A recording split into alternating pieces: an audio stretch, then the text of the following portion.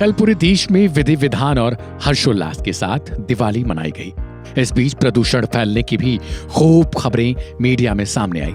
लेकिन दिवाली के ठीक एक दिन बाद मनाए जाने वाला लोकप्रिय त्योहार गोवर्धन पूजा को लेकर भी अब लोगों में संदेह की स्थिति बन गई है। तो इस वीडियो में हम जानेंगे कि आखिर इस पूजा को करने से लाभ क्या होता है, इस पूजा को करने का सही समय और तरीका क्या है। दरअसल हर साल कार्तिक मास में शुक्ल पक्ष की प्रतिपदा तिथि को गोवर्धन पूजा मनाई जाती है। दिवाली के ठीक एक दिन बाद यह त्योहार मनाया जाता है और इसके अगले दिन ही भाई दूज को भी बड़े धूमधाम के साथ आयोजित किया जाता है। गोवर्धन पूजा के दिन गोवर्धन भगवान की पूजा की जाती है और गिरिराज जी के साथ भगवान श्री कृष्ण की पूजा करने का भी विधान है। भारत के कई राज्यों में गोवर्धन पूजा को अन्नकूट के तौर पर भी मनाया जाता है। हिंदू धर्म के मुताबिक गोवर्धन पूजा का बहुत महत्व है। इस दिन की गई पूजा भगवान श्री कृष्ण को समर्पित होती है। गोवर्धन पूजा के दिन गोवर्ध परिक्रमा करने की मान्यता है। इस दिन गोवर्धन भगवान को 56 भोग लगाने की भी परंपरा है। इसी दिन गोवर्धन पर्वत, श्री कृष्ण के अलावा गौ माता की भी पूजा की जाती है। ऐसा करने से श्री कृष्ण का आशीर्वाद प्राप्त होता है।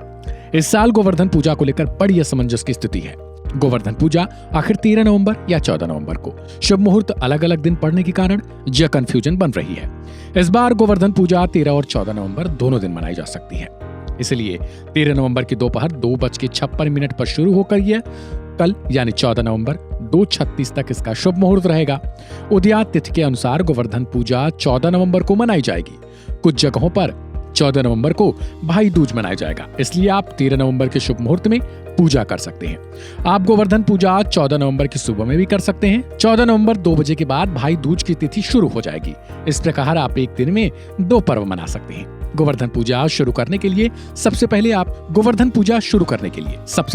आप गोबर से एक पर्वत बनाएं। अब अगर पूजा विधि की बात करें तो भगवान गिरिराज की आकृति बनाने के अलावा उसमें पशुओं की आकृति बनाएं। गोवर्धन पर्वत बनाने के बाद उसके पास तेल का दीपक जलाकर रखना है। फिर इसके बाद फूल, हल्दी, चावल, चंदन, केसर और कुमकुम अर्पित करें। गोवर्धन पूजा में अन्नकूट की मिठाई का भोग लगाया जाता है और फिर उसके प्रसाद के तौर पर बांट दिया जाता है। खील, बताशे आदि चढ़ाने के बाद भगवान गिरिराज के आगे हाथ जोड़कर प्रार्थना करें और पूजा की कथा भी पढ़ें। ये सब चीजें अर्पित करने के बाद गोवर्धन पर्वत की 7 बार परिक्रमा करें।